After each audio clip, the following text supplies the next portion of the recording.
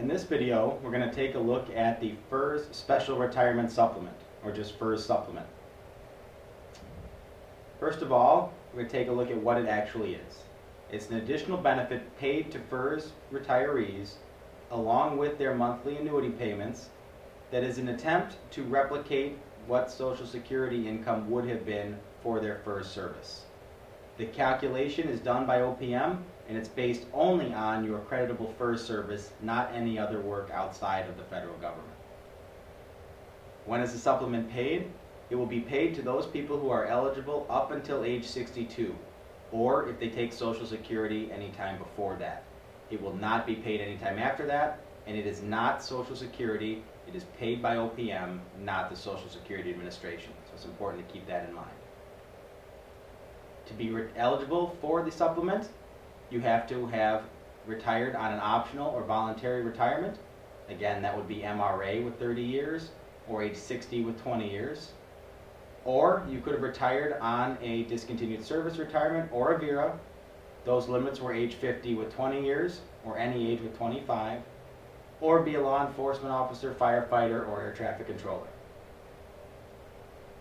Those people who are not eligible for the supplement are disability retirees, those who retire on MRA plus 10 retirements, deferred retirements, or people who are 62 years or older because the supplement would have already stopped. The supplement begins immediately for those employees who retire on an optional basis or are a law enforcement officer or a traffic controller. For those people that retire on a discontinued service or a VERA, would not get it until their minimum retirement age. So as an example, if you took an early out at age 52, you may have 4 years before the supplement would actually kick in and begin to be paid. The supplement is combined with the annuity payment and delivered in one deposit or one check.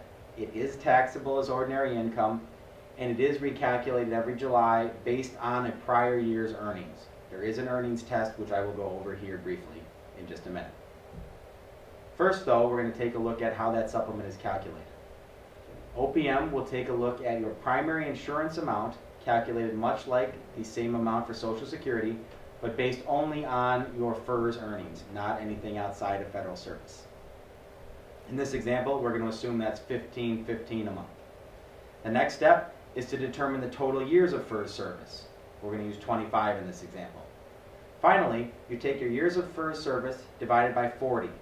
And 40 is the years that Social Security uses to calculate a benefit. So in this case, 25 years out of 40 is a little over 62%.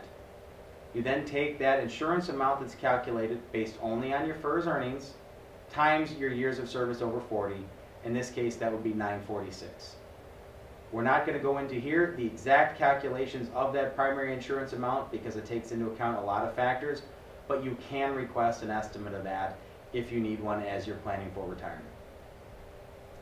The final part here, as I mentioned before, there is an earnings test, an earnings limitation on how much you can make while receiving the supplement. For 2014, that earnings limit is $15,480. What that means is every dollar you make more than that, 50 cents on the dollar would be reduced from your supplement earnings, from those supplement payments. As an example, if you were working outside of the federal government and made $25,000, $10,000 over the earnings test, your supplement for the following year would be reduced by $5,000, and it would be taken out monthly according to that amount, but you would be reduced by 50 cents on the dollar. Law enforcement officers and air traffic controllers are not subject to that earnings test until they reach their minimum retirement age.